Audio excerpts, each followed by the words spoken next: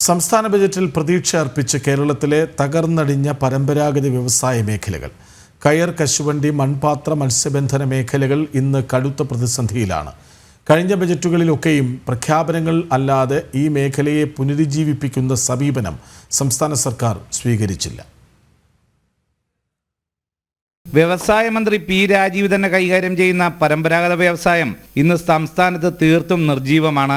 കൊല്ലത്ത് മാത്രം പ്രവർത്തിച്ചിരുന്ന 864 കശുവണ്ടി ഫാക്ടറികളിൽ 800-ലധികവും അടഞ്ഞുകിടക്കുന്നു. കശുവണ്ടി തൊഴിലാളികൾക്ക് ലഭിക്കേണ്ട ആനുകൂല്യങ്ങളും ലഭിക്കുന്നില്ല. കഴിഞ്ഞ 5 വർഷത്തിനിടെ നിരവധി കശുവണ്ടി വ്യവസായികൾ ആത്മഹത്യ ചെയ്തു.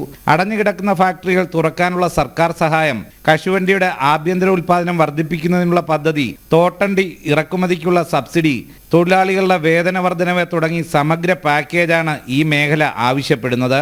കയർ മേഖലയിൽ ഉൽപ്പാദിപ്പിച്ച കയർ സംഘങ്ങളിൽ കെട്ടിക്കിടക്കുകയാണ്. ചകിരിയുടെ വില വർധനവും തൊഴിലാളികളുടെ വേതനം വർദ്ധിപ്പിച്ചതും കയറിന്റെ വില വർദ്ധിക്കാത്തതും കയർഫെഡും മറ്റും ഏറ്റെടുക്കുന്ന കയറിന്റെ വില സമയബന്ധിതമായി നൽകാത്തതുമെല്ലാം അടിസ്ഥാന പ്രശ്നമായി നിലനിൽക്കുന്നു. കയർ തൊഴിലാളി ക്ഷേമനിധി ബോർഡിന്റെ സാമ്പത്തിക പ്രതിസന്ധി ഉൾപ്പെടെ മറ്റു പ്രശ്നങ്ങൾക്കും ബഡ്ജറ്റിൽ പരിഹാരമുണ്ടാകാറില്ല. ക്ഷേമനിധി ആനുകൂല്യങ്ങൾ വർഷങ്ങളായി കുടിശ്ശികയാണ്. തൊഴിൽ വകുപ്പ് വഴി പരമ്പരാഗത മേഖലയിലെ തൊഴിലാളികൾക്ക് 1250 രൂപ നിരക്കിൽ ധനസഹായം നൽകുന്ന പദ്ധതിക്ക് കഴിഞ്ഞ ബഡ്ജറ്റിൽ 90 കോടി രൂപ അനുവദിച്ചിരുന്നു. അതിൽ നിന്നൊരു വിഹിതം കയർ മേഖലയ്ക്കും ലഭിക്കുമെന്ന് പ്രതീക്ഷിച്ചെങ്കിലും ആർക്കും പണം ലഭിച്ചിട്ടില്ല. വിലസ്ഥിരതാ ഫണ്ടിലേക്കുള്ള വിഹിതം വർദ്ധിപ്പിക്കുക, കയർ മേഖലയിലെ ഗവേഷണങ്ങൾക്ക് ധനസഹായം നൽകുക, കയർ തൊഴിലാളി ക്ഷേമനിധി ബോർഡ് ശക്തമാക്കാൻ ധനസഹായം നൽകുക, ചകിരി ലഭ്യത ഉറപ്പാക്കാൻ പദ്ധതി നടപ്പാക്കുക, വിദേശ വിപണി കണ്ടെത്താൻ പൊതുമേഖലാ സ്ഥാപനങ്ങൾക്കും ധനസഹായം നൽകുക എന്നിവയാണ് ഈ മേഖല ബഡ്ജറ്റിൽ പ്രതീക്ഷിക്കുന്നത്. മത്സ്യബന്ധന ചിലവ് ഏറിയതും മത്സ്യലഭ്യത കുറഞ്ഞതും പ്രതിസന്ധിയാകുമ്പോൾ മത്സ്യത്തൊഴിലാളി ക്ഷേമനിധി ബോർഡ് ആനുകൂല്യങ്ങൾ വെട്ടിക്കുറയ്ക്കുകയാണ്. ഇതിനുള്ള പരിഹാരവും സമഗ്ര പാക്കേജുമാണ് മത്സ്യബന്ധന മേഖല പ്രതീക്ഷിക്കുന്നത്. വലിയ പ്രതിസന്ധിയാണ് മത്സ്യത്തൊഴിൽ മേഖല നേരിടുന്നത്.